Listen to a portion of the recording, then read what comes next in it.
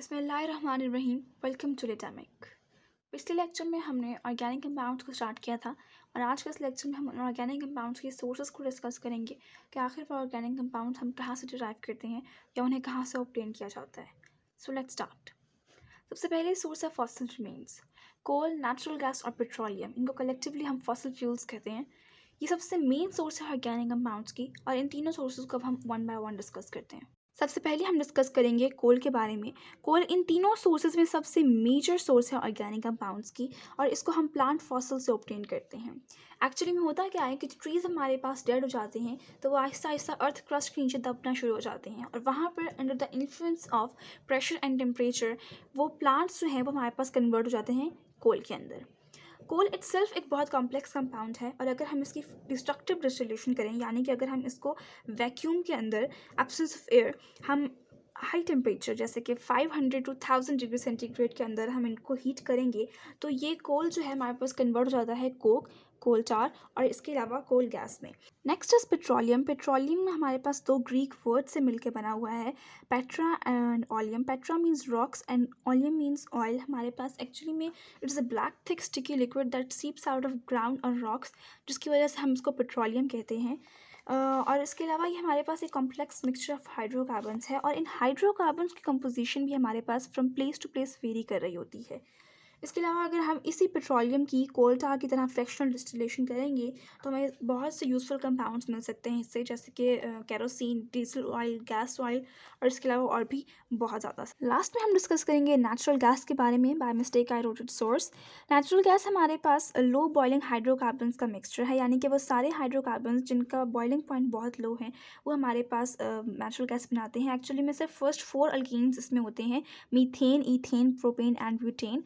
और जो 85% of portion है नेचुरल गैस का वो मीथेन से बना होता है और बाकी 15% जो है वो बाकी गैसेस कंस्टिट्यूट करती हैं। इसके अलावा ये हमारे पास ऑर्गेनिक मैटर की डिकम्पोजिशन से बने हुआ होती है। नेक्स्ट हमारे पास सोर्स है plants in natural product chemistry. याद रखिएगा कि प्राइमरी सोर्सेज जो हैं ऑर्गेनिक कंपाउंड्स की वो प्लांट्स और एनिमल्स ही हैं और बहुत से ऑर्गेनिक कंपाउंड्स ऐसे हैं जिनको हम डायरेक्टली ऑब्टेन कर रहे हैं प्लांट्स और एनिमल्स से कुछ सुटेबल और अप्रोप्रिएट मेथड्स को यूज़ करके। जैसे कि आप फॉर एग्जांपल देख लें कार्बोहाइड्रेट्स में आप देखें सेलुलोज, शुगर, स्टार्च वगैरह। प्रोटीन्स में आप सिल्क देख सकते हैं, wool, food proteins. Fats and oils के अगर आप एग्जांपल लें तो सीड्स आ जाते हैं बहुत से। इसके अलावा ऑयल्स, बटर, ये सब हमारे पास आप डायरेक्टली ऑब्टेन कर रहे हैं प्लांट्स और एनिमल से और ये भी हमारे पास ऑर्गेनिक कंपाउंड्स ही हैं। Next is partial and total synthesis of organic compounds.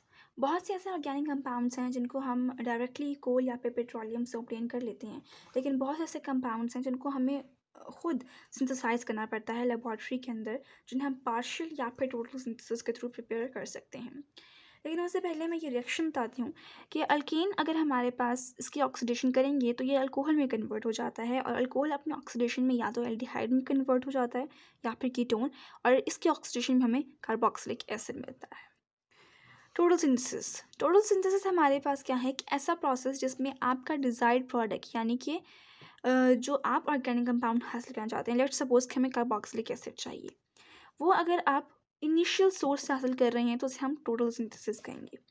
Example CH4 से अगर HCOOH बन रहा है, यानी कि सपोज़ कि हमारा जैसे मैंने कहा कि ये हमारे ऑर्गेनिक कंपाउंड अगर चाहिए और अगर हम मीथेन ले रहे हैं यानी अल्केन से हम स्टार्ट करवा रहे हैं, फिर हमने इसकी ऑक्सीडेशन की, अल्कोहल में कन्वर्ट हुआ, फिर एल्डिहाइड और फिर कार्बोक्सिलिक एसिड, तो इससे हम क्या कहेंगे कि ये टोटल सिंथेसिस है, क्योंकि आपने इनिशियल सोर्स से स्टार्ट किया बनाना अपना प्रोडक्ट और फिर आपको अपना डिज़ायर्ड प्रोडक्ट मिला। इसी तरह अगर हम किसी भी इंटरमीडिएट सोर्स से स्टार्ट करें जैसे कि अल्कोहल या फिर एल्डिहाइड और कार्बोक्सिलिक एसिड हासिल करें तो इसे हम पार्शियल सिंथेसिस कहते हैं। पार्शियल सिंथेसिस की डेफिनेशन क्या है? The process in which desired product is obtained from intermediate source, यानी कोई भी बीच के जो सोर्स जैसे कि मैंने बताया अल्कोहल और एल्डिहाइड में से हम बना रहे हैं अगर कार्बोक्सिलिक एसिड, तो उसे हम क्या कहेंगे कि that this is partial synthesis. Last source हम डिस्कस करेंगे फर्मेंटेशन। फर्मेंटेशन में हम क्या करते हैं कि माइक्रो ऑर्गेनिजम्स की मदद से हम जो आपके पास प्रोडक्ट मौजूद है उस पर एक्ट करवा के हम अपने डिजायर्ड प्रोडक्ट में उसको कन्वर्ट करवा लेते हैं। जैसे कि आप एग्जांपल ले लें ग्लूकोज भी एक ऑर्गेनिक कंपाउंड है, लेकिन हमने इसमें यीस्ट क्या है, यीस्ट एक माइक्रो ऑर्गेनिज्म है जिसको हमने रिएक्ट करवाया इन द प्रेजेंस ऑफ जाइमेज और फिर ये ग्लूकोज हमारे पास किस में कन्वर्ट हो गया, एथेनॉल। इस तरीके से आप अल्कोहल के अलावा और भी बहुत से प्रोडक्ट्स प्रिपेयर कर सकते हैं। That's it for today's lecture. If you like the video, make sure to give it a thumbs up and subscribe for more online lectures like this.